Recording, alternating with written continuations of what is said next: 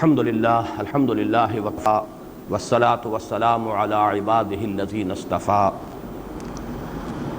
خصوصاً علی افضل وخاتم النبیین محمد الامین وعلی آلہ وصحبہ اجمعین اما بعد اعوذ باللہ من الشیطان الرجیم بسم اللہ الرحمن الرحیم واللیل اذا یغشی والنہار اذا تجلی وما خلق الذکر والانثى ان سعیکم لشتی فاما من اعطى واتقى وصدق بالحسنى فسنيسره لليسرى واما من بخل واستغنى وكذب بالحسنى فسنيسره للعسرى وما يغني عنه ماله إذا تردى إن علينا للهدى وإن لنا للآخرة والأولى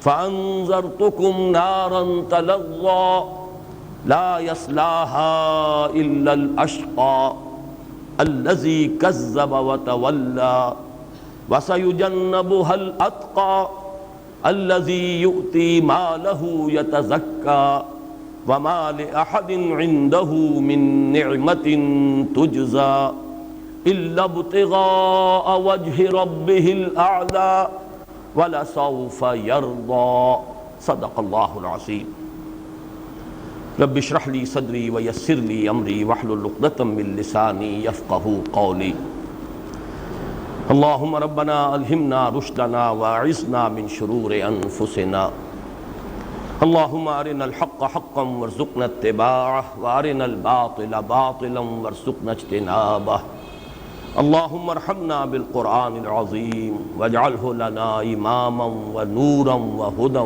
ورحمة اللهم ذكرنا منه ما نسينا وعلمنا منه ما جهلنا وارزقنا تلاوته آناء الليل وآناء النهار واجعله لنا حجة یا رب العالمین آمین۔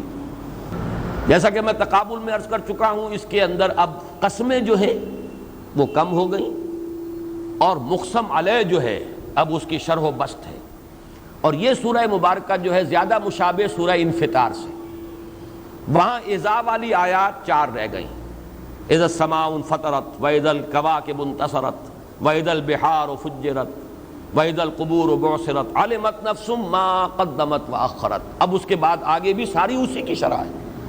اسی طرح یہاں آپ دیکھ رہے ہیں کہ 3 آیات میں قسمیں، اس کے بعد مقسم علیہ 1 آیت میں آ گیا ہے، لیکن پھر اسی کی شرح ہے جو تفصیل ہو رہی ہے آخر تک۔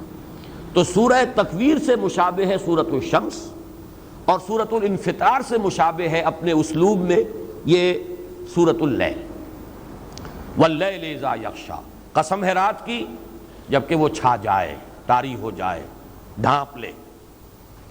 والنہار اذا تجلی، اور قسم ہے دن کی جبکہ وہ روشن ہو جائے۔ یہ باب تفاعل ہے، وہاں باب تفعیل تھا۔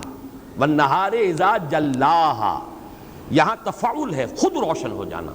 والنہار اذا تجلی، اور قسم ہے دن کی جبکہ وہ روشن ہو جاتا ہے، یا شاہد ہے، گواہ ہے دن جبکہ وہ روشن ہو جاتا ہے۔ وما خلق الذکر والانثی، اور جو بنایا، اب یہاں پر بھی وہ دونوں رائیں ذہن میں رکھ لیجئے، ماں میں عرض کر چکا ہوں ماں مصدریہ یا ماں بمانی من، ومن خلق الذکر والانثی، ایک مفہوم یہ جس نے بنایا مذکر اور مؤنث، نر اور مادہ، اور جو بنایا نر اور مادہ، یعنی یہ جو اس میں اس کی خلقت کے اندر جو حکمتیں مضمر ہیں، جو کسی کی خلاقی کا مظہر ہے، وہ ہے کہ اس نے نر اور مادہ کی تقسیم کی، اور اس نر اور مادہ کی تقسیم سے ہی پھر وہ ایک توالد اور تناسل کا سلسلہ آگے چلا، بقائے نسل، پریزرویشن آف دی اسپیشیز، وہ در حقیقت اسی نر اور مادہ کا جو فرق اور تفاوت ہے اس سے۔ اب ان قسموں کے بعد مقسم علیہ کیا ہے؟ ان سعیکم لشتی، یقیناً تمہاری سعی، تمہاری بھاگ دوڑ، تمہاری محنت یہ بھی مختلف ہے، یعنی جو رخ تم نے اختیار کیے وہ بھی مختلف ہے۔ شتا شتیت کی جمع ہے، شتیت کہتے ہیں مختلف، متفرق، علیحدہ علیحدہ۔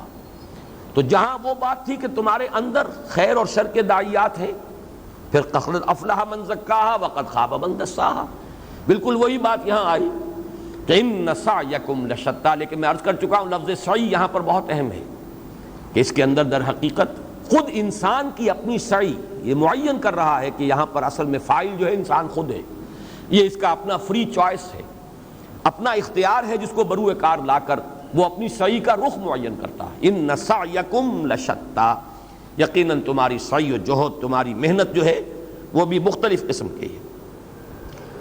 اس کے لیے جیسے کہ سورۃ النجم میں کہا گیا ہے وَلَيْسَ لِلْإِنسَانِ إِلَّا مَا سَعَىٰ وَأَنَّ سَعْيَهُ سَوْفَ يُرَىٰ، نہیں ہے انسان کے لیے مگر وہی کی جس کے لیے اس نے محنت کی ہے، سعی کی ہے، جد و جہد کی ہے، بھاگ دوڑ کی ہے، تگ و دو کی ہے۔ دنیا میں بھی بغیر تگ و دو کے کچھ نہیں ملتا اور آخرت میں بھی کچھ نہیں ملے گا۔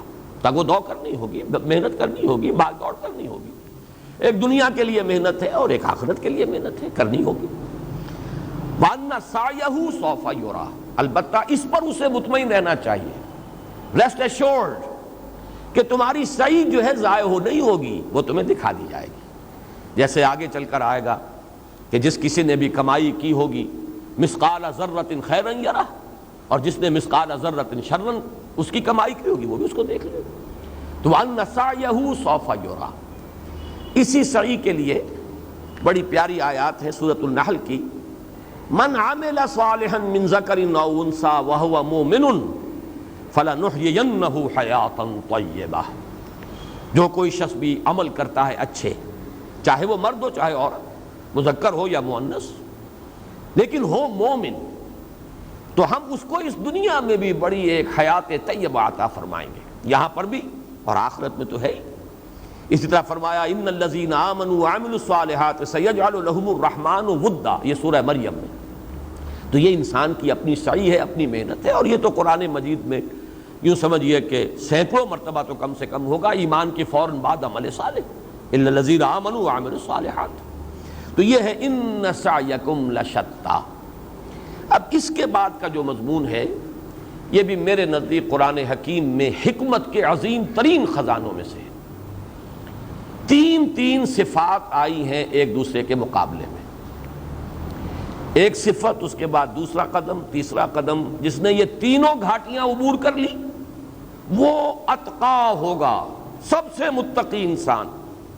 اور یوں سمجھیے کہ یہ مقام اور مرتبہ صدیقیت ہے، نبوت سے متصل مرتبہ صدیقیت۔ تین اوصاف ایسے ہیں کہ ان میں انسان اگر پورا اتر جائے، تین مراحل ہیں ان سے گزر جائے تو وہ مقام صدیقیت پر فائز ہو جائے۔ اس کے برعکس منفی ہے، جیسے ایک طرف +1 +2 +3 یہ مقام صدیقیت تک چلا گیا، -1 -2 -3 یہ مقام اشقا، سب سے زیادہ شقی۔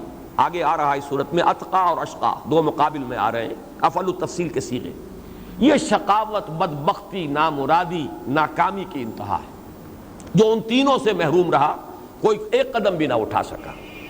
تو پہلا مرتبہ جو ہے، اور وہی ہے اصل میں اس صورت کا مضمون، یہ جان لیجئے اصل مضمون وہ ہے، مقام صدیقیت کی وضاحت در حقیقت اس سورہ مبارکہ کا اصل مضمون۔ لیکن چونکہ اصول میں نے بارہا آپ کو بتایا ہے کہ تعرف الاشیاء بازدادہا، اشیاء ظاہر ہوتی ہیں، زیادہ اجاگر ہوتی ہیں، اپنے جو اینٹونمز ہیں، جو متضاد شے ہے اس کے تقابل میں وہ حقیقت اور اجاگر ہوتی ہے۔ دن کی حقیقت زیادہ اجاگر ہوتی ہے رات کے پس منظر میں، رات اگر نہ ہوتی تو دن کی حقیقت کو ہم نہ سمجھ پاتے، اور رات کی حقیقت زیادہ اجاگر ہوتی ہے دن کے پس منظر میں۔ اگر دن نہ ہوتا تو رات کی حقیقت کو ہم کیا سمجھتے؟ تو تعرف الاشیاء بازدادہا یہاں اس وجہ سے وہ برعکس مضمون بھی آ گیا ہے، اشقائیت والا مضمون، ورنہ اصل میں جو مضمون اس سورہ مبارکہ کا ہے وہ در حقیقت مقام صدیقیت۔ چنانچہ میں دو اقوال آپ کو سنا رہا ہوں، حضرت قفال رحمہ اللہ کا قول ہے، امام راضی نے نقل کیا ہے، نزلت هذه السورۃ، نازل ہوئی ہے یہ سورت مبارکہ فی ابی بکر و انفاقہ علی المسلمین، یہ سورہ مبارکہ نازل ہوئی ہے حضرت ابو بکر صدیق جو صدیق اکبر ہے رضی اللہ تعالی عنہ، ان کی شان میں، اور انہوں نے جو انفاق کیا مسلمانوں پر، بڑی خطیر رقمیں خرچ کی، اور وہ ضعفاء بیچارے جو غلام اور کنیزیں تھیں جو ایمان لے آئے تھے اور جن پر پہاڑ توڑے جا رہے تھے ظلم و ستم کے، انہیں خرید کر اور منہ مانگے دام دے کر انہیں خریدا ہے اور آزاد کیا ہے۔ تو نزلت هذه السورۃ فی ابی بکر و انفاقہ علی المسلمین، یہ تو ہے حضرت قفال کا قول۔ خود امام راضی رحمۃ اللہ علیہ نے ایک عجیب قول جو ہے وہ سورۃ الضحیٰ، جو اب اگلی سورت آئے گی، اگلا جوڑا جو ہے، اس میں انہوں نے ایک بات کہی ہے بڑی پیاری۔ سورۃ واللیل سورۃ ابی بکر و سورۃ والضحیٰ سورۃ محمد صلی اللہ علیہ وسلم و رضی اللہ تعالی عنہ۔ یہ سورۃ اللیل جو ہے یہ سورہ ابی بکر ہے، حضرت ابو بکر کی شان میں ہے، اور سورۃ الضحیٰ جو آئے گی والضحیٰ واللیل اذا سجی، اور سورۃ الانشراح، دونوں مل کر ایک حقیقت کو مکمل کرتی ہیں، وہ ہے حضور کی شان میں، وہ سورۃ محمد ہے صلی اللہ علیہ وسلم۔ اس کے حوالے سے ایک بات سمجھ لیجئے کہ جو مضمون شروع ہوا قد افلح من تزکا سورۃ الاعلیٰ، اس کی ذرا سی شرح آئی قد افلح من زکاہا وقد خاب من دساہا، اس کا جو نقطہ عروج ہے، بلند ترین منزل جس تک کہ انسان پہنچ سکتا ہے، وہ مقام صدیقیت ہے۔ یہ ہے انسان کی اپنی سعی سے حاصل ہونے والا مقام۔ اس سے اوپر کا مقام مقام نبوت ہے۔ یہ تو پہلے بھی وہابی تھا اور اب تو اس کا سلسلہ بندی ہو گیا۔ حضور پر صلی اللہ علیہ وسلم ختم نبوت کے بعد پہلے بھی وہ انسان کی سعی و جہد اور اپنی کوئی محنت اور مشقت جو ہے اس سے وہ حاصل نہیں کیا جا سکتا تھا، وہ خالص وہابی شے ہے، وہ اکتسابی شے نہیں تھی نبوت، اور اب تو دروازہ بندی ہو گیا۔ تو شارٹ آف نبوت جو بلند ترین مقام ہے وہ مقام صدیقیت ہے۔ تو سورۃ الشمس کے بعد سورۃ اللیل میں یہ مضمون اس کلائمیکس تک پہنچ گیا کہ جو بلند ترین مقام ہے، انسان جو اپنی سعی سے، ان سعیکم، اپنی سعی سے جہاں تک رسائی حاصل کر سکتا ہے، وہ ہے مقام صدیقیت، اور وہ مضمون ہے اس سورہ مبارکہ کا۔ اب اس سے بلند جو ہے وہ وہبی معاملہ ہے، وہ نبوت و رسالت ہے، وہ مضمون ہے سورۃ الضحیٰ اور سورۃ الانشراح کا۔ اس طریقے سے تدریجاً اس 4 سورہ نور و ظلمت کے اندر یہ مضمون جو ہے تدریجاً ارتقا پا کر اصل میں تکمیل کو پہنچے گا۔ اصل نقطہ عروج تو ہے سورۃ الضحیٰ اور سورۃ الانشراح، لیکن انسانی سعی اور محنت کے دائرے کے اندر اس کا نقطہ عروج جو ہے وہ اسی سورۃ اللیل میں آ چکا ہے۔ اب نوٹ کیجئے وہ 3 اوصاف کیا ہیں جو انسان اپنے اندر جمع کر لے تو مرتبہ صدیقیت تک فائز ہو جائے گا۔ یہ دروازے بند نہیں ہیں، ابھی صرف دروازہ ایک ہی بند ہے، مقام نبوت کا۔ صدیقیت، شہادت، یہ مراتب کھلے ہوئے ہیں۔ اولئک مع الذین انعم اللہ علیہم من النبیین والصدیقین والشہداء والصالحین وحسن اولئک رفیقا۔ تو یہ 4 مدارج ہیں۔ صالحین یہ بیس لائن ہے، صالحین اہل ایمان، اس کے اوپر مرتبہ شہادت، اس سے بلندتر مقام صدیقیت، اس سے اوپر پھر مرتبہ نبوت و رسالت۔ وہ ہے گویا کہ آؤٹ آف ریچ انسان کی، وہ اپنی محنت کے دائرے سے باہر، اپنی محنت کے اندر ان سعیکم کا دائرہ جو ہے وہ جا کر ختم ہو جائے گا مرتبہ صدیقیت پر۔ لیکن اس وقت میں یہ عرض کر رہا تھا اب بھی یہ مراتب بند نہیں ہیں۔ وہ 3 اوصاف جو مقام صدیقیت تک پہنچانے والے ہیں، فَأَمَّا مَنْ أَعْطَى، تو وہ شخص جو دے، عطا، اپنا مال خرچ کرے، صدقہ، خیرات، غرباء پر، مساکین پر۔ اب نوٹ کر لیجئے سورۃ البلد، فَلَقْتَحَمَ الْعَقَبَةَ وَمَا أَدْرَاكَ مَا الْعَقَبَةُ فَكُّ رَقَبَةٍ أَوْ إِطْعَامٌ فِي يَوْمٍ ذِي مَسْغَبَةٍ يَتِيمًا ذَا مَقْرَبَةٍ أَوْ مِسْكِينًا ذَا مَتْرَبَةٍ۔ اسی طریقے سے یاد کر لیجئے سورہ حدید۔ گھبراؤ نہیں مسلمانوں، اگر تم اپنے دلوں میں جھانکو اور محسوس کرو کہ ویرانی ہے، گھبراؤ نہیں۔ اعلموا ان اللہ یحیی الارض بعد موتہا قد بینا لکم الآیات لعلکم تعقلون۔ اور اس کے لیے کیا کام کرنا پڑے گا؟ ان المصدقین والمصدقات واقرضوا اللہ قرضا حسنا یضاعف لهم ولهم اجر کریم والذین آمنوا باللہ ورسلہ اولئک هم الصدیقون والشہداء عند ربہم۔ مقام صدیقیت اور مقام شہادت تک رسائی ہو سکتی ہے۔ بریک کھول دو، گاڑی کو بریک لگا ہوا ہے، تم کتنا ہی ایکسیلیٹر دباؤ گاڑی نہیں چلے گی، بریک کھولنا ہوگا۔ وہ بریک کیا ہے؟ مال کی محبت، حب دنیا، اور حب دنیا کا سب سے بڑا مظہر حب مال۔ مال لگاؤ، خرچ کرو، دے دو، اس نجاست کو دھو ڈالو، پاک کر لو اپنے دل کو حب مال سے۔ اب لگاؤ ایکسیلیٹر دباؤ، اب تمہاری اپنی اپنی افتاد تباہ کے اعتبار سے مرتبہ صدیقیت بھی ہے، مقام شہادت بھی ہے، پہنچو، ہمت کرو۔ یہ ہے در حقیقت وہ مضمون جو اب آ رہا ہے آخری مرتبہ یہاں. یہ پہلا وصف ہے اعطاء. مال کی محبت نہ ہو، بریک نہ لگا ہوا ہو. وہ آیات بھی ذہن میں رکھیے، لن تنالوا البر حتى تنفقوا مما تحبون. یہ سورہ بلد میں یہ سب بیان کر چکا ہوں، لیکن ایک چیز بیان ہونے سے رہ گئی تھی. عبادات اسلامی میں سے زکوٰۃ کا لفظ بھی لیا گیا ہے اسی عبادت کے لیے جو مالی عبادت ہے. تزکیہ کی جو گفتگو ہم کل کر چکے ہیں. تزکیہ کیا ہے؟ نفس کے ارتقاء اور انسان کی ترقی جو ہے روحانی، اس کے راستے میں جو موانع ہیں انہیں دور کرنا تاکہ وہ نشو و نما پائے.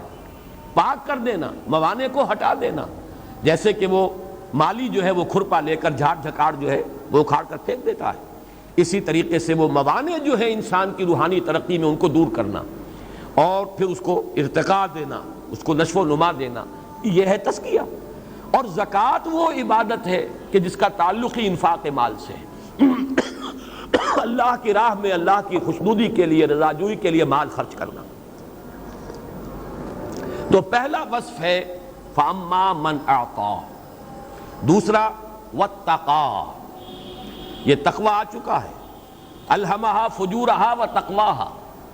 تقوی اس کا اصل مفہوم ذہن میں رکھیے، جس کے اندر وہ مورل لا موجود ہے، مؤثر ہے، جو نیکی بدی میں امتیاز کرتا ہے، جو نیکی کی طرف چلنا چاہتا ہے بدی سے رکتا ہے، جس میں ایک احساس مسئولیت ہے، جو پھونک پھونک کر قدم رکھتا ہے. کوئی غلط کام نہ کروں، کسی کا دل نہ توڑ دوں، کسی کے احساسات کو مجروح نہ کر دوں، کسی کی عزت پر حملہ نہ کر دوں، کوئی حرام شے اپنے پیٹ میں نہ ڈال لوں. یہ ایک احساس ذمہ داری، ایک انر ریسٹرینٹ ہو انسان کے اندر، اندر سے کوئی شے روک رہی ہو، یہ تقویٰ ہے. یعنی خیر اور شر کی تمیز کا برقرار رہنا اور داعیہ خیر کا کچھ غالب ہونا، بدی سے روکنا. نفس لوامہ کی کیفیت جو ہے وہ موجود ہو، ایک بیدار نفس لوامہ، ایک لیونگ کانشنس انسان کا. تیسری چیز وصدق بالحسنى. جو تصدیق کی اس نے بہت عمدہ بات کی. یہ حسنہ کی تعبیر کے اندر بہت سے مختلف جو ہے قول موجود ہیں. سب سے اہم قول جس پر کہ تقریباً ہمارے تمام متقدمین کا اجماع ہے، اس سے مراد ہے الکلمۃ الحسنى. جو سب سے اچھا کلمہ ہے الکلمۃ الطیبہ، لا الہ الا اللہ محمد الرسول اللہ. یعنی جو دعوت رسالت محمدی کا جو ایک یوں سمجھیے کہ نٹ شیل میں جو لب لباب ہے، جس نے اس کی تصدیق کی. اور اس کے اندر عموم کو بھی لیجئے، ہر خیر کی، ہر بھلی بات کی تصدیق. اس کو آپ اپنے اوپر بھی طاری کریں تو ایک ہر شخص کا تجربہ ہے کہ کبھی بحثم بحثہ میں، گفتگو میں آپ محسوس کرتے ہیں کہ مخالف کی بات زیادہ مضبوط ہے، اس کی دلیل زیادہ قوی ہے، میری بات کمزور ہے. اب آپ کے سامنے دو راہا ہے، یا تو صاف مان لیں ٹھیک ہے بھائی میں غلط تھا، میری بات صحیح نہیں ہے، آپ کی بات صحیح ہے، میں تسلیم کرتا ہوں. لیکن اس میں ذرا کسر نفسی ہوتی ہے. جھوٹی انا جو ہے وہ انسان کو روکتی ہے، نہیں اڑے رہو، ڈٹے رہو، جھگڑتے رہو، بحثم بحثہ کرتے رہو. دلیل کم وزنی ہے تو کیا ہے، آواز بڑھا دو، شور کے ساتھ جو ہے غالب ہو جاؤ. یہ ہے انسان کے اندر اس کا جو نفس امارہ کہ خامخواہ اس کے سامنے شکست کیوں قبول کی جائے، اور آدمی لگا رہتا ہے بحثم بحثہ میں. اسی کا نام ہے وہ عصبیت جاہلی، اسی کا نام ہے تعصب، اسی کا نام ہے ہٹ درمی. اب یہ دو راہا ہے. ایک شخص میں یہ وصف اگر ہے کہ آمادہ رہے، جو خیر کی بات آئے، جو صحیح بات آئے، جو دل کو لگ جائے فوراً قبول کر لوں گا. اس میں کوئی شے رکاوٹ نہیں بنے گی کہ میری عزت کو اس سے کوئی نقصان پہنچ رہا ہے، تالیاں پٹ جائیں گی، لو جی یہ تو ہار گئے، فلاں جیت گیا. اس خوف سے بالکل انسان آزاد ہو کر آمادہ رہے، جو اچھی بات سامنے آئے، جو عمدہ بات، جو قوی دلیل، فوراً تسلیم کرے. یہ اصل میں صدیقیت کا سب سے اونچا جو وصف ہے وہ یہ ہے. یہاں جو مار کھا جائے گا، چاہے پہلے دو قدم وہ اٹھا چکا ہو، لیکن یہاں مار کھا گیا تو گیا. البتہ جو دوسرے قدم پر مار کھا گیا وہ اس سے بھی زیادہ شقی ہے. جو پہلے ہی میں شارٹ ہے اس کے اندر وہی نہیں ہے تو وہ اشقا ہے، وہ تو پھر گویا کہ انتہائی بدبخت انسان ہے. تو یہ مدارج قائم ہو جائیں گے کہ صدیقیت یہی تو ہے اصل صدیقیت. جیسے ہی حضور نے دعوت پیش کی فوراً تصدیق، ٹھیک ہے دل کو بات لگی. یہ سوچا ہی نہیں کہ میں تو زیادہ بڑا عہدہ رکھتا ہوں محمد کے مقابلے میں صلی اللہ علیہ وسلم و رضی اللہ تعالی عنہ. حضور کے پاس قریش کی جو ٹرائبل ہائرارکی تھی اس کا کوئی عہدہ نہیں تھا. حضرت ابوبکر کے پاس اتنا حساس منصب تھا کہ قتل کے مقدمات میں دیت کا فیصلہ وہ کرتے تھے، خون بہا کتنا ہوگا اس مقتول کا. کس قدر سینسٹیو ایشو ہے ٹرائبل زندگی کا، یہ عہدہ تھا ان کے پاس. حضور کے پاس کوئی عہدہ نہیں. پھر حضرت ابوبکر بہت مالدار تھے، مال ان کا ذاتی تھا، وہ کسی بیوی کا تو نہیں تھا. جو بھی معیارات وہاں کے ہیں میں اس کے اعتبار سے تقابل کر رہا ہوں، ورنہ کہاں حضور کی شان اور کہاں ابوبکر. بہرحال زمین و آسمان کا فرق ہو جائے گا، کہاں نبوت اور کہاں ان کی تصدیق کرنے والے. لیکن یہ کہ عام انسانی معیارات کے اعتبار سے سوچئے تو حضور کے پاس تو اپنا کوئی پیسہ تھا ہی نہیں، سرمایہ تھا نہیں. وہ لوگ یہی جانتے تھے یہ ساری دولت تو بیوی کی ہے، خدیجہ کی ہے، ان کے پاس تو کوئی دولت نہیں. اس اعتبار سے دنیاوی پہلوؤں سے حضرت ابوبکر بلند تھے محمد الرسول اللہ صلی اللہ علیہ وسلم کے مقابلے میں بظاہر. لیکن کوئی چیز آڑے نہیں آئی. حضور کی گواہی سے بڑی گواہی کس کی ہوگی کہ میں نے جس کے سامنے بھی اپنی دعوت پیش کی اس نے کچھ نہ کچھ توقف ضرور کیا، سوائے ابوبکر کے کہ ایک لحظے کا توقف نہیں کیا. یہ بات راستے میں رکاوٹ بنی نہیں کہ یہ کون کہہ رہا ہے، جو کہہ رہا ہے صحیح کہہ رہا ہے، صحیح بات ہے، فوراً تصدیق کرو. یہ ہے تصدیق بالحسنی. فاما من اعطى. اب ان چیزوں کو سمجھیے، اللہ تعالی ہمیں اس کی توفیق دے. اور اگر ہم خود اپنے اندر محسوس کریں کہ کج بحثی اور بحثم بحثا اور اپنی بات کی پچ اور اپنی بات پر اڑ جانے کا کوئی مادہ ہے، اس کو نکالیے. یہ بہت بڑی رکاوٹ ہے. یہ گویا کہ مقام صدیقیت کی طرف پیش قدمی میں سب سے بڑی رکاوٹ یہی ہے. جو صحیح بات آئے مانیے، تسلیم کیجیے، اس میں اپنی انانیت، جھوٹی نفس، عزت نفس کو آڑے نہ آنے دیجیے. فاما من اعطى واتقى وصدق بالحسنى فسنيسره لليسرى. یہ تیسیر کا وہ مضمون آ گیا جو سورۃ الاعلیٰ میں آ چکا ہے، وَيُيَسِّرُكَ لِلْيُسْرَى. اور اس کے اعتبار سے وہ پورا پس منظر ذہن میں رکھیے. انسان ارادہ کرتا ہے لیکن انسان کے ارادے سے کوئی عمل وجود میں نہیں آ سکتا جب تک کہ اللہ کی طرف سے توفیق اور تیسیر نہ ہو جائے. بلکہ پہلے درجے میں تو لفظ اذن، ہم ہاتھ اٹھانا چاہتے ہیں نہیں اٹھا سکتے اگر اللہ کا اذن نہ ہو. پتا بھی جنبش نہیں کھا سکتا اگر اللہ کا اذن نہ ہو. پھر اس سے آگے بڑھ کر توفیق، موافقت پیدا کر دینا ہمارے مزاج کے اندر کسی کام کے لیے. اس سے آگے تیسیر آسان کر دینا. انسان ایک مرحلے پہ محسوس کرتا ہے یہ تو بڑی سخت چڑھائی ہے، نہیں چڑھ سکوں گا میں، لیکن ہمت کر کے قدم بڑھاتا ہے تو ایک کے بعد دوسرا، دوسرے کے بعد تیسرا معلوم ہوتا ہے اتنا مشکل تو نہیں تھا. جتنا پہاڑ مجھے یہ نظر آ رہا تھا ایسا مشکل تو نہیں تھا معاملہ. یہ تیسیر ہے. اسی طریقے سے بے حیائی کی طرف انسان پہلا قدم اٹھا دے، اس کے بعد 10 درجے اور آگے بڑھے گا، اس کے بعد 100 درجے پہنچ جائے گا. وہ میں بیان بھی کر چکا ہوں ملتانی ایک کہاوت کے اعتبار سے بھی کہ تھیندے تھیندے بندہ تھی جاتا ہے. وہ بجے رفتہ رفتہ جو ہے نہ معلوم کتنی گندگیوں میں اور کتنی پستیوں میں انسان پہنچ جاتا ہے. ایک نسل کے بعد دوسری، دوسری کے بعد تیسری، اور پھر بیڑا غرق ہوا اور قعر مذلت کے اندر جو ہے تحت الثری میں انسان پہنچ گیا. یہ تیسیر ہے اللہ کی طرف سے. خیر کی طرف آؤ گے اللہ آسان کر دے گا. فَسَنُيَسِّرُهُ لِلْيُسْرَى. اب یسرا جو ہے اس کی آخری اس کا مصداق ہے جنت. ہم اس کو آسان کر دیں گے بڑی آسانی کے لیے، یعنی سہج سہج آسان کرتے ہوئے، حق کی منزلیں طے کراتے ہوئے، سلوک کے مراحل طے کراتے ہوئے، عمل صالح کی تمام منزلوں سے گزار کر اور پھر جنت تک پہنچا دیں گے. فَأَمَّا مَنْ أَعْطَى وَاتَّقَى وَصَدَّقَ بِالْحُسْنَى فَسَنُيَسِّرُهُ لِلْيُسْرَى. اللہم ربنا اجعلنا منہم، اللہم ربنا اجعلنا منہم. مانگنے میں تو کوئی حرج نہیں، اللہ سے مانگیے. مانگیں گے تو کوئی عجب نہیں کہ اللہ تعالی ہمارے لیے بھی تیسیر فرمائے اور ان راستوں کو کھول دے. اب اس کے برعکس دیکھیے کس قدر اس میں ربط ہے اور کس قدر الفاظ ایک لفظ کے مقابلے میں لفظ آ رہا ہے. جس طرح موتی جو ہے اس طرح ٹکے ہوئے ہیں یہاں پر. اعطاء کے مقابلے میں وَأَمَّا مَن بَخِلَ، وہ شخص کے جو بخل سے کام لیتا ہے، حریص ہے دولت کا، سینت سینت کر رکھتا ہے. الذی جمع مالا وعددہ یحسب ان مالہ اخلدہ. مال کی محبت نتیجتاً یتیم کی، کلا بل لا تکرمون الیتیم ولا تحاضون علی طعام المسکین وتأکلون التراث اکلا لما وتحبون المال حبا جما. یہ کیفیت، یہ ہے بخل. اعطاء کے مقابلے میں اما من بخلا. الفاظ ایک دوسرے کے اوپر ریفلیکٹ کر رہے ہیں، روشنی ڈال رہے ہیں.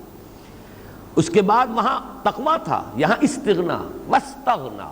استغنا کیا ہے؟ بے پرواہی، لا ابالیانہ انداز، جاتے ہوئے جو چاہے کر دیا، یہ سوچا ہی نہیں کہ کس کا دل توڑ رہا ہوں، کس کے جذبات مجروح کر رہا ہوں، کس کی عزت پر میں نے حملہ کر دیا ہے، کس کا مال میں نے ہڑپ کر لیا ہے، پرواہی نہیں۔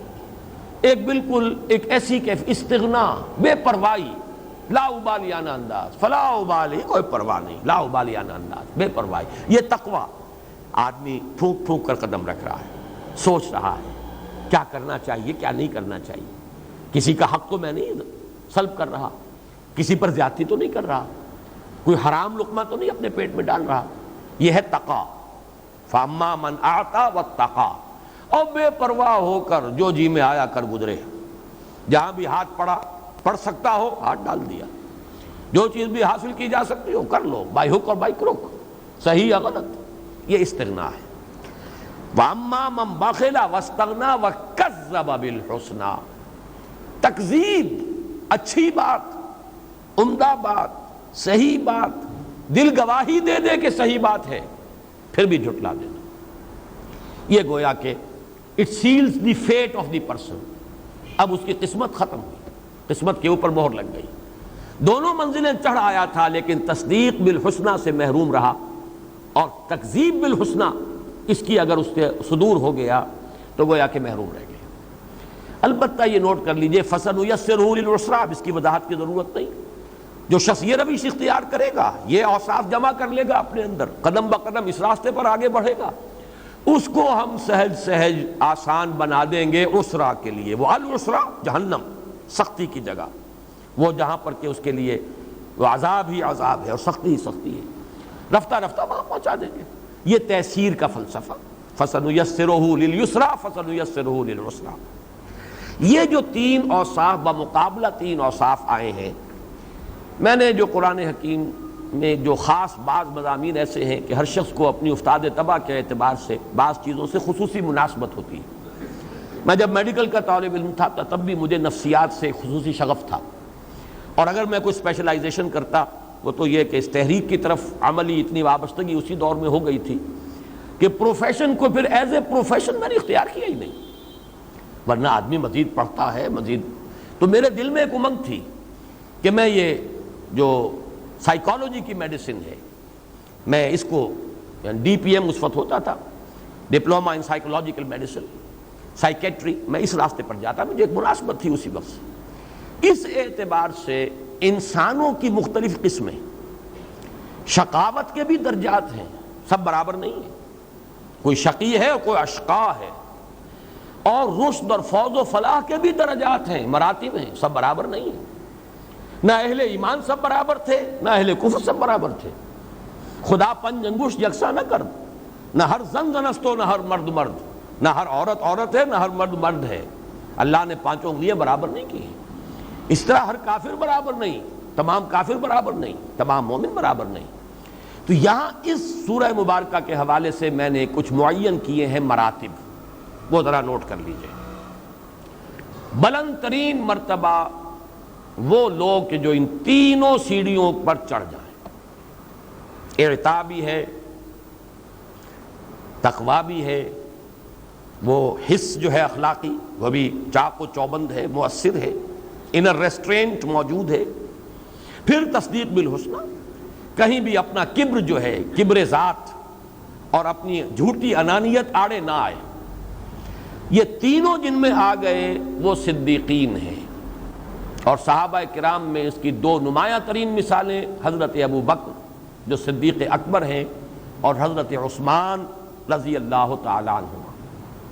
حضرت عثمان بھی 5ویں یا 6ٹھے ایمان لانے والے ہیں، حضرت ابو بکر حضور کی دعوت پر فوراً ایمان لے آئے، اور حضرت ابو بکر کی دعوت پر فوراً ایمان لانے والے حضرت عثمان ہیں۔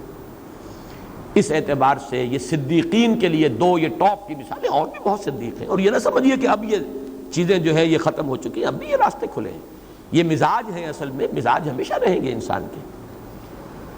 تینوں میں پورے صدیقین جن کی نمایاں مثالیں ابو بکر اور عثمان۔ کچھ لوگ ایسے تھے جو دو پہلی منزلیں تو سر کر گئے، تیسری میں آ کے ناکام ہو گئے۔ قسمت کی خوبی دیکھیے ٹوٹی کہاں کمند، دو چار ہاتھ جبکہ لبے باب رہ گیا۔ ان میں دو نمایاں ترین انسان ہیں ابو طالب اور مطعم بن عدی۔ ابو طالب نے مانا کہ بھتیجے میں جانتا ہوں کہ تیرے دین سے بہتر دین کوئی نہیں، لیکن میں ایمان نہیں لاؤں گا، اب میں موت کو سامنے دیکھ کر ایمان لے آؤں تو عرب کی عورتیں تانا دیں گی کہ ابو طالب موت سے ڈر گیا۔ یہ انانیت ہے، یہ ہے وہ کہ جو تصدیق بالحسنہ سے رک رہا ایک شخص، صرف اس وجہ سے دنیا کیا کہے گی؟ دنیا مجھے بزدل سمجھے گی۔ قریش کی عورتوں کا تانا نہیں میں برداشت کر سکتا کہ ابو طالب موت سے ڈر گیا۔ کہاں محروم ہوا ایک شخص؟ اسی لیے حضور نے فرمایا ہے کہ سب سے ہلکا عذاب جہنم میں ابو طالب کو ہوگا، لیکن وہ بھی کیا ہے کہ آگ کی دو جوتیاں پہنائی جائیں گی جن کے زیر اثر اس کھوپڑی میں دماغ ایسے پکے گا جیسے ہنڈیا پکتی ہے چولہے کے اوپر۔ یہ تو ہلکا ترین عذاب ہے وہاں کا۔ اور اس کی دوسری مثال مطعم بن عدی، جس نے حضور کو پناہ دی طائف سے جب واپس آئے، 6 بیٹوں کو لے کر نکلا ہے ہتھیار سجا کر، اور اپنی پناہ میں اور اپنی امان میں لے کر آیا ہے حضور کو مکے کے اندر، ایمان نہیں لایا۔ کہاں ناکام رہا؟ کیسا شخص ہوگا وہ؟ اس کی شرافت نفس، اس کی شجاعت۔ آخر حضور نے بھی پورے مکے میں سے منتخب کیا ہے اس کو کہ تم اگر مجھے اپنی امان میں لے لو تو میں مکے میں داخل ہو جاؤں، ورنہ وہاں تو دارالندوہ میں فیصلہ ہو چکا تھا کہ محمد کو قتل کر دیا جائے، اب تو کوئی رکاوٹ تھی نہیں، ابو طالب کا انتقال ہو چکا۔ اب بنو ہاشم کا سردار ابو لہب ہے جو سب سے بڑھ کر دشمن ہے محمد کا صلی اللہ علیہ وسلم، وہ دنیاوی پروٹیکشن ختم ہو چکی۔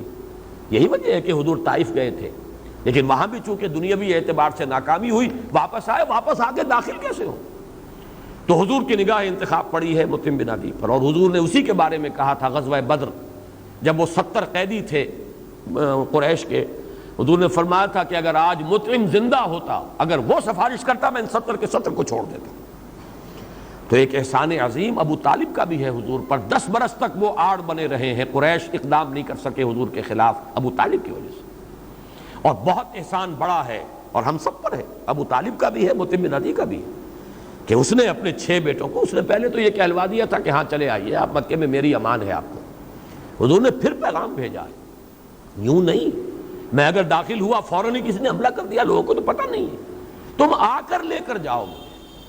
تو وہ اپنے 6 جوان بیٹوں کو ہتھیار سجا کر لے کر مکے سے باہر آیا ہے اور حضور کو لے کر گیا ہے، اور مکے میں اعلان کرتا گیا ہے محمد میری امان میں نے امان۔ اب یہ ان کی ٹرائبل لائف تھی، ایک شخص نے امان دے دی، امان ہے۔ اور یہی گویا کہ بقیہ جو 2 برس یا 2.25 برس جو گزرے ہیں مکے کے اندر، گویا کہ پہلے اگر کوئی امان تھی دنیاوی، اصل امان تو اللہ کی ہے، لیکن یہ عالم اسباب ہے۔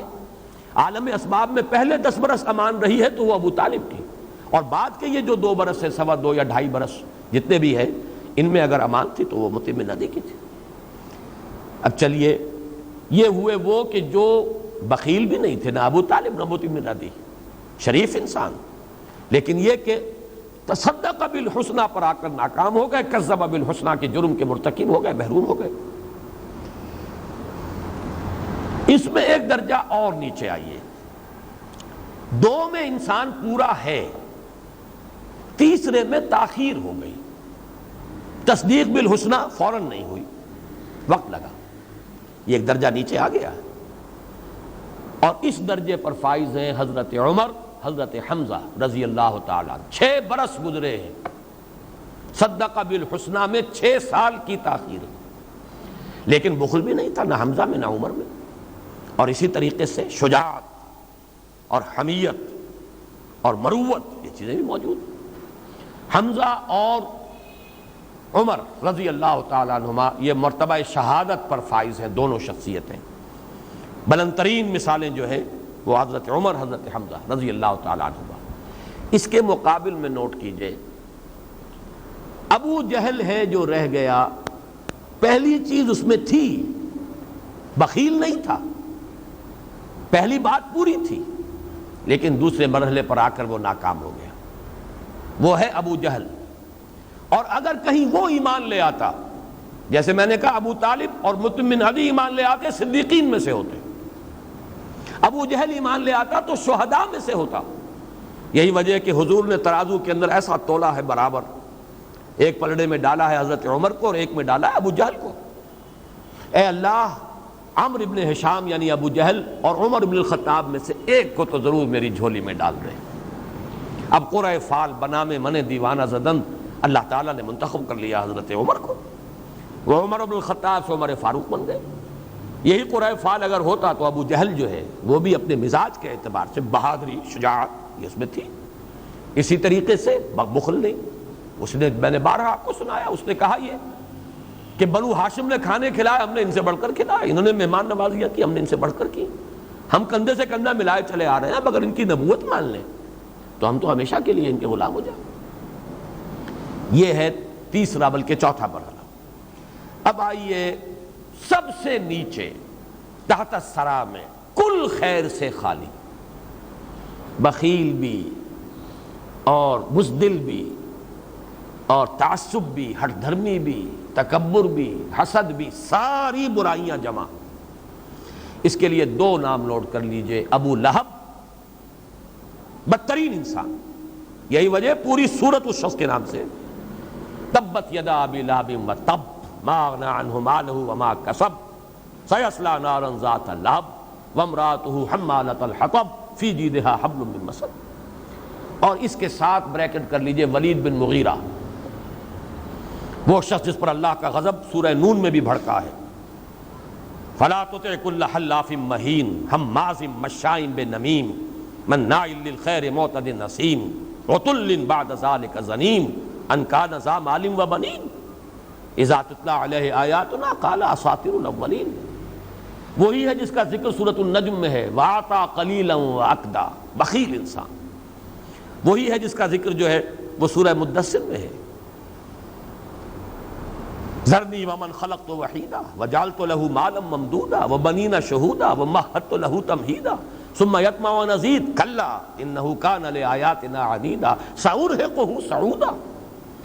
یہ ہے آخری کردار، بدترین کردار، ابو لہب اور ولید بن مغیرہ۔ آخری بات اس میں نوٹ کر لیجئے، اگر یہ ایمان لے آتے تو کیا ہوتا؟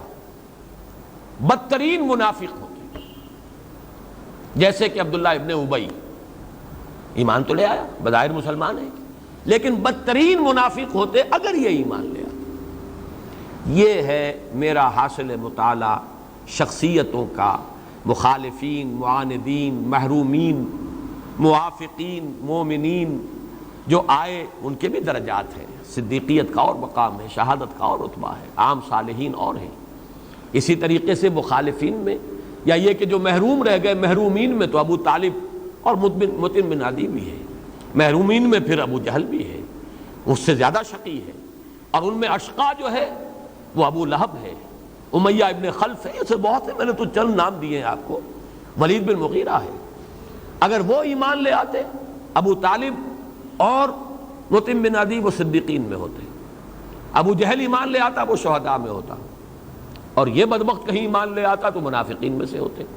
تو یہ ہے شخصیتوں کا پہچاننا اور کردار، اور جو کیریکٹرز ہیں مختلف، جیسے کہ حضور نے فرمایا الناس کالمعادن خیارکم فی الجاہلیت خیارکم فی الاسلام، بڑی پیاری حدیث ہے۔ انسان معدنیات کی طرح ہیں، جو تم میں جاہلیت میں بہتر تھے وہی اسلام میں بہتر ہوئے۔ لوہے کی اور ہے، صاف کر لیجئے، لوہا ہی بنے گا نا، وہ کوئی سونا یا چاندی تو نہیں بن جائے گا۔ سونے کی اور ہے، صاف کریں گے سونا بنے گا، چاندی کی اور ہے، صاف کریں گے چاندی بن جائے گی۔ تو الناس کالمعادن خیارہم فی الجاہلیت خیارہم فی الاسلام اذا فقہوا، ایک حدیث میں یہ دو الفاظ اور آئے ہیں، جب ان میں تفقہ پیدا ہو جائے، حقیقت کو پہچان لیں، تصدیق بالحسنہ کر لیں، تو جو وہاں بہتر تھے وہی یہاں بہتر۔ ابو طالب اور مطعم بن عدی ایمان لے آتے صدیقین میں ہوتے، ابو جہل ایمان لے آتا شہداء میں ہو، حضرت عمر حمزہ کے ہم رتبہ ہوتا، اگر یہ بدبخت ایمان لے آتے تو منافقین میں سے ہوتے۔ چلیے آگے، فَأَمَّا مَنْ أَعْطَى وَاتَّقَى وَصَدَّقَ بِالْحُسْنَى فَسَنُيَسِّرُهُ لِلْيُسْرَى وَأَمَّا مَنْ بَخِلَ وَاسْتَغْنَى وَكَذَّبَ بِالْحُسْنَى فَسَنُيَسِّرُهُ لِلْعُسْرَى وَمَا يُغْنِي عَنْهُ مَالُهُ إِذَا تَرَدَّى۔ اور ما یہاں دونوں معنی دیتا ہے، ما نافیہ بھی نہیں فائدہ پہنچائے گا اسے اس کا مال، یا کیا پہنچائے گا فائدہ اسے اس کا مال، مائے نافیہ اور مائے استفہامیہ، لیکن استفہام انکاری، کیا فائدہ پہنچائے گا، یعنی کوئی فائدہ نہیں پہنچائے گا۔ بظاہر سوال ہے جب اصل میں نفی کرنی مقصود ہے، تو مائے نافیہ یا استفہامیہ ہے تو استفہام انکاری، کچھ فائدہ نہیں پہنچائے گا اسے اس کا مال۔ اصل شے وہی ہے نا، بخل، وہ مال جو اس نے جمع کیا، الذی جمع مالا وعددہ، اب صرف اس ایک شے کو لے رہے ہیں، باقی چیزیں چھوڑ دی۔ جو جڑ کی بات ہے اس کو پکڑو، وہ جڑ تو ہے اعطاء، اور اعطاء کے مقابلے میں بخل، اور بخل کا نتیجہ ہے مال جمع کرنا، الذی جمع مالا وعددہ۔ وما یغنی عنہ مالہ اذا تردی، تردی جو ہے ردی کہتے ہیں کوئی شے جو ہلاک ہو جائے، تردی باب تفاعل ہے، ہلاک ہو جائے گا۔ اور ایک یہ کہ تردی اس معنی میں ہے کہ بلندی سے گر جانا، جیسے متردیہ سورۃ المائدہ میں جہاں حرام جانور جو ہے ان کا بیان آیا ہے، کوئی جانور بلندی سے گر کر مر جائے، والنتیحہ کوئی جانور دوسرے کو سینگ مار دے اس سے مر جائے، تو یہ بھی سب مردار کے حکم میں ہے اور وہ بھی حرام ہے۔ تو اس طرح متردیہ جبکہ اس کو گرایا جائے گا، جبکہ یہ گرایا جائے گا یا تو جہنم کے گڑھے میں اور یا قبر کے گڑھے میں، مال کام نہیں آئے گا۔ ما یغنی عنہ مالہ اذا تردی، جب وہ ہلاک ہوگا جہنم میں گر کر یا ہلاک ہو کر اور قبر میں اتارا جائے گا تو کوئی مال اسے فائدہ نہیں دے گا، وہ تو یہاں رہ جائے گا، مال تو پچھلوں کا ہے۔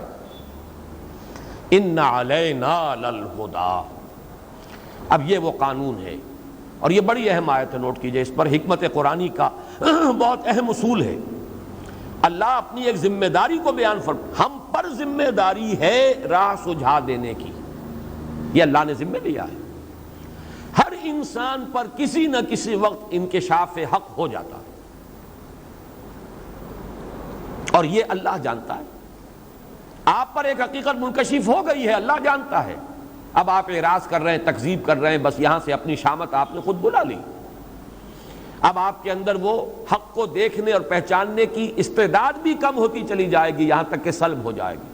وَنُقَلِّبُ أَفْئِدَتَهُمْ وَأَبْصَارَهُمْ كَمَا لَمْ يُؤْمِنُوا بِهِ أَوَّلَ مَرَّةٍ، پہلی مرتبہ جب حقیقت کا انکشاف ہو، عافیت اس میں ہے، فوراً تصدیق کرو، صدق بالحسنى، بات مان لو، کوئی مصلحت، کوئی خوف، کوئی اپنے مفاد، کوئی چیز، کوئی اپنا تکبر، کوئی تعصب جو ہے اگر راستے میں آ گیا تو گویا کہ تم نے ہلاکت کے راستے پر اپنے آپ کو ڈال دیا۔ ہاں، راہ سجا دینا ہمارے ذمے ہے۔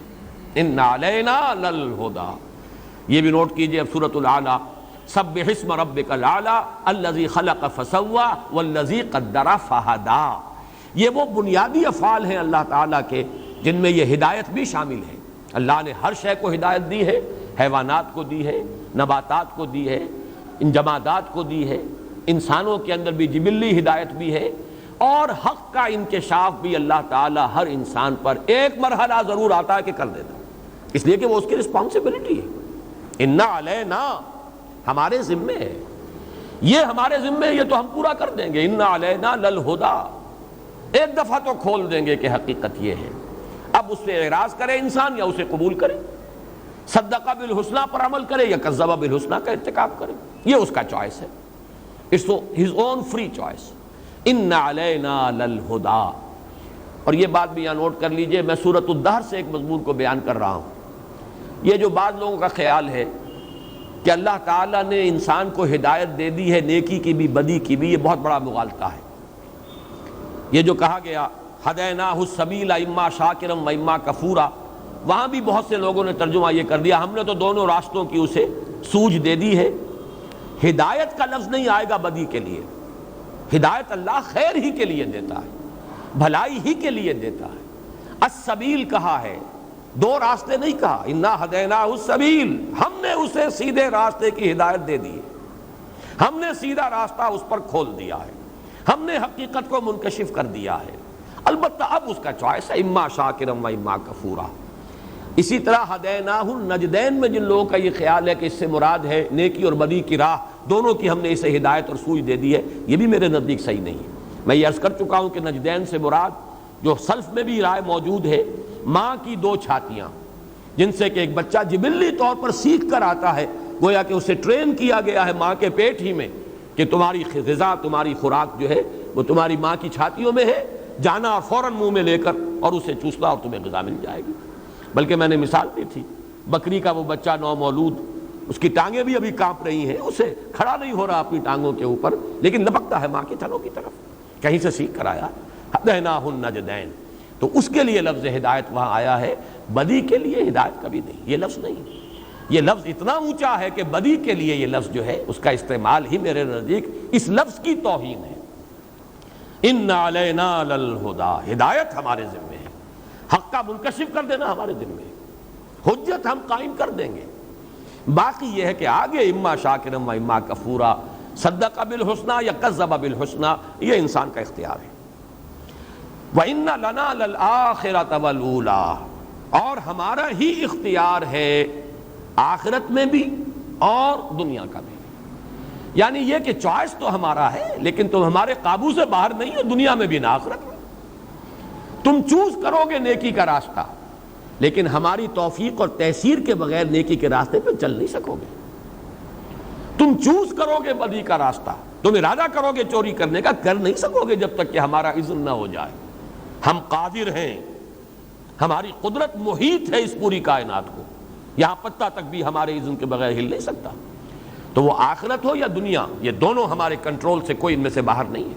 وَإِنَّ لَنَا، لنا جو ہے یہ ملکیت کے لیے بھی لام آیا ہے اور اس کا اختیار مطلق بھی ہمارے پاس ہے۔ وَإِنَّ لَنَا لَلْآخِرَةَ وَالْأُولَىٰ فَأَنذَرْتُكُمْ نَارًا تَلَظَّىٰ، تو دیکھو میں نے تمہیں خبردار کر دیا ہے اس آگ سے، ڈرا دیا ہے، آگاہ کر دیا ہے، وارن کر دیا ہے جو بھڑکتی ہے۔ یہ جو لظا آیا ہے سورہ معارج میں، انہا لظا نزاعۃ للشوا تدعو من ادبر وتولی، تو یہ نوٹ کر لیجئے کہ جہنم کے بھی مختلف طبقات ہیں۔ کہیں اسے سعیر سے تعبیر کیا گیا ہے، کہیں اس کو حمیم سے تعبیر کیا گیا ہے، مختلف الفاظ ہیں۔ کہیں جہنم کا لفظ ہے، جہیم ہے، کہیں لظا ہے۔ لظا کہتے ہیں بالکل روشن انگارے، چمکدار انگارے۔ ایک آگ وہ ہے جس کے اوپر کچھ راکھ آ گئی ہے، وہ نظر نہیں آ رہے، دمکتے ہوئے انگارے، بھڑکتی ہوئی آگ، وہ لظا ہے۔ اور معلوم یہ ہوتا ہے اس صورت کے مضامین کی مناسبت سے کہ یہ جہنم کا بدترین حصہ ہے، اس لیے کہ اشقا کا لفظ آ رہا ہے، نہیں جھونکا جائے گا اس میں مگر جو سب سے زیادہ شقی ہے۔ یہ میں ابھی وضاحت کروں گا کیوں اشقا کا لفظ یہاں آیا ہے۔ ان لنا للآخرۃ والأولیٰ فانذرتکم نارا تلظیٰ، میں نے خبردار کر دیا ہے، تم مجھے بلیم نہیں کر سکو گے کہ تمہیں بتایا نہیں گیا، وار نہیں کیا گیا۔ فانذرتکم نارا تلظیٰ، وہ جو بھڑک رہی ہے آگ جس کے دمکتے ہوئے انگارے، لا یصلاھا الا الاشقی، نہیں داخل ہوگا اس میں مگر وہی جو سب سے بڑا بدبخت ہے۔ اب اس میں بعض لوگوں نے یہاں سے وہی جو چور دروازے نکالتے ہیں اپنے فسق و فجور کے لیے کہ جی جہنم میں تو صرف اشقا جائے گا، یہ کم شقی جہنم میں نہیں جائیں گے، آیت ہے یہاں تو اشقا جائے گا، صرف بدبخت ہی جائے گا۔ گویا کہ اگر میری وہ وضاحت بھی سامنے ہو تو ابو لہب اور ولید بن مغیرہ تو جائے گا، ابو جہل تو نہیں جائے گا، پھر چلیے ابو جہل بھی چلا گیا تو اور تو نہیں جائیں گے، یہ بات نہیں ہے۔ جہنم کے طبقات ہیں، یہاں اشقا کے حوالے سے نارن تلظیٰ، جہنم کا وہ طبقہ جس کے اندر صرف تمازت نہیں ہے، صرف حدت نہیں ہے، صرف تپش نہیں ہے، بلکہ بھڑکتی ہوئی آگ، اور جیسے لیونگ سنڈرز جنہیں آپ کہتے ہیں، جس کے کہ انگارے وہ دہکتے ہوئے ہوں گے، اور اس کو نہیں اس میں داخل ہوگا مگر جو سب سے بڑا شقی ہے۔ یہ کیوں کہا شقی اشقا؟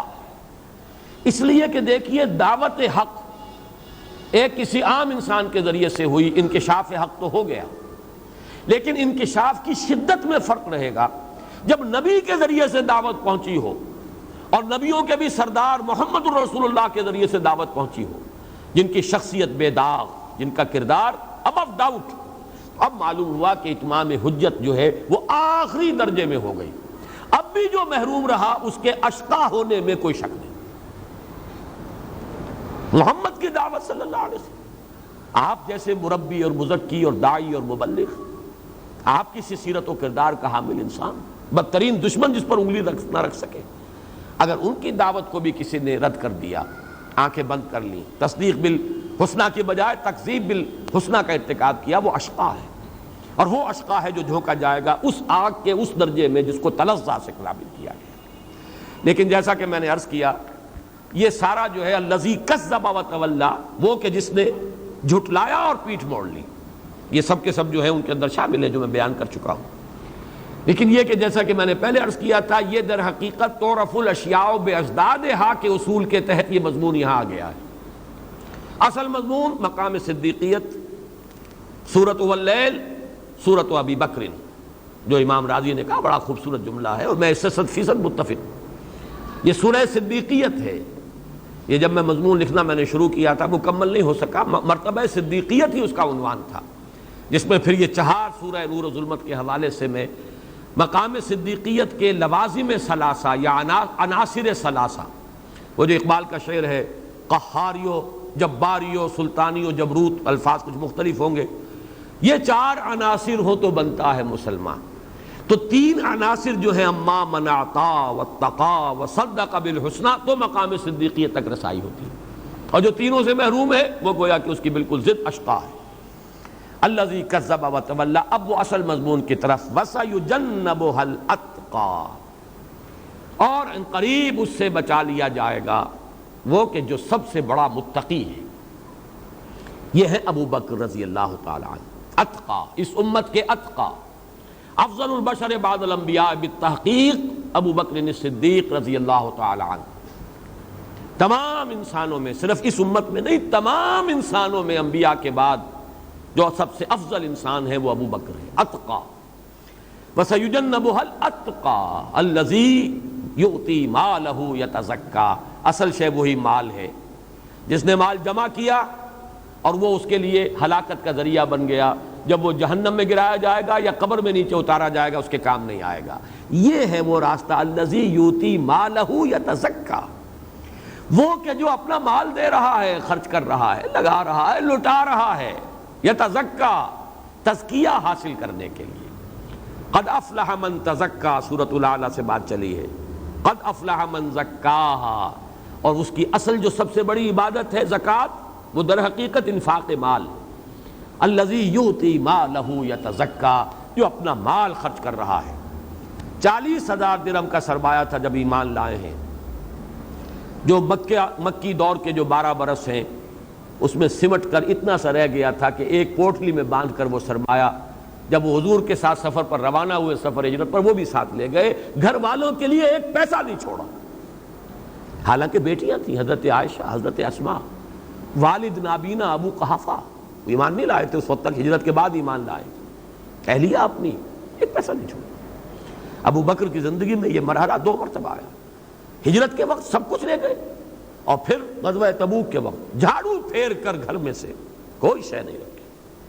ہر چیز کی ضرورت ہوتی، سوئی بھی چاہیے جنگ کے لیے ساز و سوئی بھی درکار ہے، وہاں جو شے لے آئے ہیں کچھ نہیں چھوڑا۔ اور یہ 1 مرتبہ نہیں، 2 مرتبہ، 1 مرتبہ مکی دور، 1 مرتبہ مدنی دور۔ الذی یؤتی مالہ یتزکا، جو اپنا مال دیتا ہے، خرچ کرتا ہے، صرف کرتا ہے، لٹا رہا ہے دونوں ہاتھوں سے حصول تزکیہ کے لیے، تو یہی ہے اتقا۔ وما لأحد عنده من نعمت تجزی، یہ ذو معنیین ہے جملہ، اس کے 2 ترجمے ہو سکتے ہیں۔ ایک ترجمہ جو جمہور کا ہے سب حضرات کا، وہ تو یہ ہے کہ اس پر کسی کا کوئی احسان نہیں جس کا بدلہ چکانا ہو۔ یعنی ایک تو یہ ہے کہ آپ نے مجھ پر کوئی احسان کیا تھا، میں جوابی آپ پر احسان کر رہا ہوں، یہ بھی اچھی بات ہے، لیکن بہرحال اس سے بہت اونچی بات یہ ہے کہ کوئی احسان نہ ہو اور آپ خرچ کر رہے ہیں۔ جیسے کہ حضرت بلال کا کوئی احسان تو نہیں تھا ابو بکر پر، حضرت ابو فقیہ کا کوئی احسان تو نہیں تھا ابو بکر پر، حضرت زنیرہ کا رضی اللہ تعالیٰ عنہ کوئی احسان نہیں تھا ابو بکر پر۔ وَمَا لِأَحَدٍ عِندَهُ مِن نِعْمَةٍ تُجْزَىٰ، اور نہیں ہے اس پر کسی کا کوئی احسان و انعام کہ جس کا بدلہ دینا مقصود ہو۔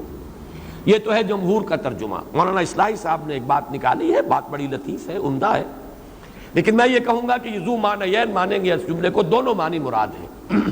اور یہ فصاحت و بلاغت کا ایک اہم معاملہ ہوتا ہے کہ ایسے الفاظ جس کے دونوں جو پہلو ہیں، جن کا احتمال ہے، دونوں صحیح ہوں، اس کی کسی پر عنایت کسی بدلے کی خاطر نہیں ہے۔ یعنی کوئی احسان وہ کر رہا ہے تو اس لیے نہیں کر رہا کہ مجھے بھی کوئی بدلے میں ملے، خالصۃ لوجہ اللہ، جو سورہ دہر میں آیا تھا، انما نطعمکم لوجہ اللہ لا نرید منکم جزاء ولا شکورا، ہم تمہیں کھانا کھلا رہے ہیں تو صرف اللہ کی رضا جوئی کے لیے، تم سے تو ہمیں کوئی شکریہ بھی نہیں چاہیے، نہ کوئی ہمیں یہ چاہیے کہ تم ہمارا احسان مانو، جزا تو بہت بڑی بات ہے، ہمیں کچھ نہیں چاہیے، ہماری جزا اللہ پر، ہم اللہ سے لیں گے جو لیں گے۔ یہ ہے، یہ بھی گویا کہ، اور یہی سورہ مدثر میں جو آیا فرمایا وَلَا تَمْنُن تَسْتَكْثِرْ، اس کا بھی بعض لوگوں نے مفہوم یہ لیا ہے، اگرچہ میرے نزدیک دوسرا مفہوم زیادہ راجح ہے، لیکن یہ کہ آپ احسان نہ کریں کسی پر کہ بدلے میں اور زیادہ اس سے لیں، یہ ایک بڑی یعنی دنات تباہ کی بات ہے۔ بعض چیزیں وہاں مذکور ہیں، یہ وہ وَثِيَابَكَ فَطَهِّرْ وَالرُّجْزَ فَاهْجُرْ، اب یہ چیزیں بھی جو ہے حضور کے مقام سے تو بہت ہی ہمیں فرو معلوم ہوتی ہیں، لیکن یہ ابتدائی دور کی وحی ہے، بالکل آغاز میں اپنے کپڑوں کو بھی پاک رکھیے، ناپاکی اور نجاست کی ہر کیفیت سے اپنے آپ کو دور رکھیے۔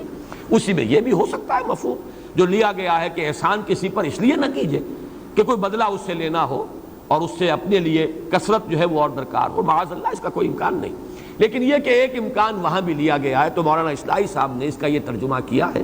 بہرحال الفاظ جو ہے محتمل ہے معنیین کے، ذو معنیین، دو معنوں موجود ہیں، لیکن بہرحال میں ترجیح دے رہا ہوں اسی کو جو جمہور کی ہے کہ کوئی احسان نہیں ہے ان پر کسی کا جس کا بدلہ چکانا ہو۔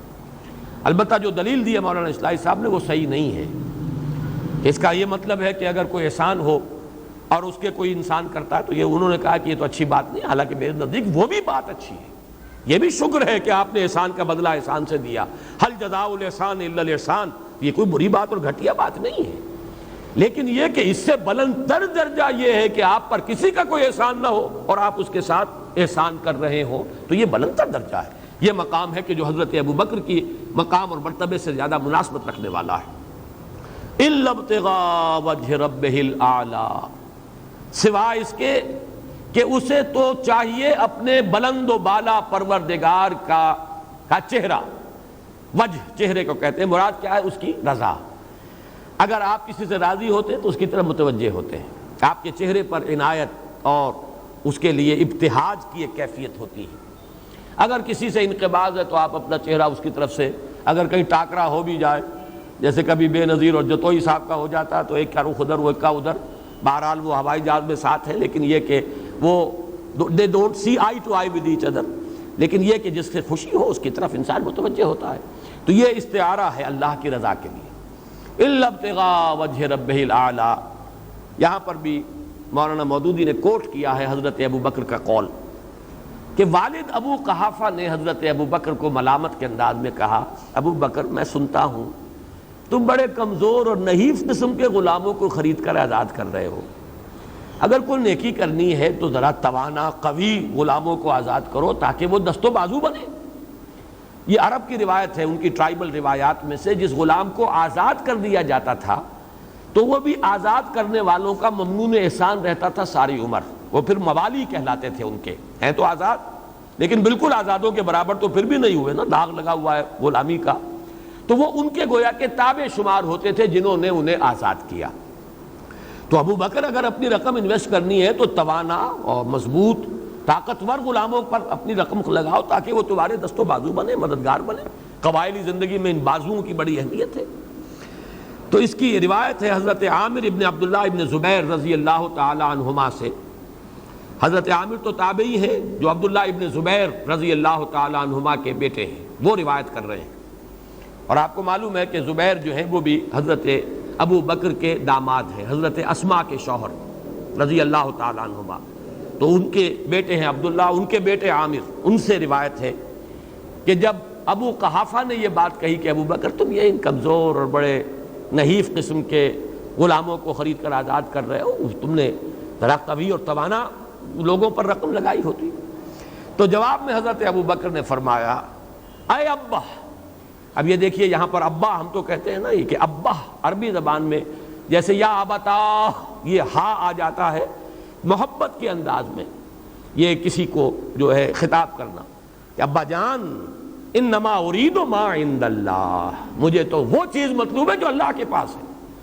مجھے یہاں دنیا کا کوئی اجر و ثواب کہ کوئی میرا دست و بازو بنے، کوئی میرا مددگار بنے، یہ میرے پیش نظر ہے ہی نہیں، یہ میرا مطلوب مقصود ہی نہیں۔ اے ابا انما ارید ما عند اللہ، میرا ارادہ میں چاہتا ہوں وہ شے جو اللہ کے پاس ہے۔ اب آخری بات نوٹ کیجئے، وَلَسَوْفَ يَرْضَىٰ، اور ان قریب وہ راضی ہو جائے گا۔ یہاں بھی ذو معنی یہ ہے کلام، کون راضی ہو جائے گا؟ اللہ راضی ہو جائے گا، یہ بھی صحیح، اور وہ راضی ہو جائے گا، ابو بکر بھی راضی ہو جائے گا، یہ بھی صحیح۔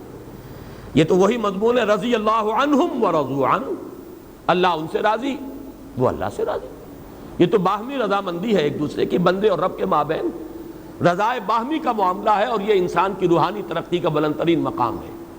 نوٹ کیجئے سورۃ الفجر کی جو یا آخری آیات میں، یا ایتھا النفس المطمئنہ ترجعی الی ربک راضیۃ مرضیہ۔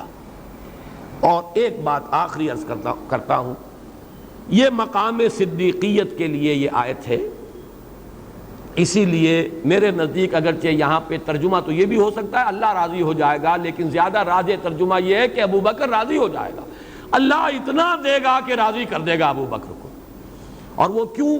وہ اس مناسبت سے اگلی صورت ہے سورۃ محمد صلی اللہ علیہ وسلم، بقول امام راضی، وہاں آیت کیا آئی ہے؟ وَلَسَوْفَ يُعْطِيكَ رَبُّكَ فَتَرْضَىٰ، ان قریب اے محمد آپ کا رب آپ کو اتنا نوازے گا، اتنا دے گا کہ آپ راضی ہو جائیں گے۔ وہاں ترضا ہے، یہ صیغہ ہے مخاطب کا، آپ راضی ہو جائیں گے۔ یہاں صیغہ یرضا ہے غائب کا، بس فرق یہی ہے مقام صدیقیت میں اور مقام نبوت میں، نبی براہ راست مخاطب ہوتا ہے، وہی آتی ہے، اور صدیق براہ راست مخاطب نہیں ہے، وہ بواسطہ محمد صلی اللہ علیہ وسلم ان کے وسیلے اور ذریعے سے ان سے خطاب ہو رہا ہے، ان کے واسطے سے ہو رہا ہے، اس لیے وہاں غائب کا صیغہ ہے وَلَسَوْفَ يَرْضَىٰ، یہ مقام صدیقیت کی نمائندگی ہے، اور وَلَسَوْفَ يُعْطِيكَ رَبُّكَ فَتَرْضَىٰ، اے محمد آپ کو آپ کا رب اتنا کچھ دے گا، اتنا نوازے گا کہ آپ راضی ہو جائیں گے، یہ مقام نبوت ہے۔ بارک اللہ لی ولکم فی القرآن العظیم ونفعنی وإیاکم بالآیات والذکر الحکیم۔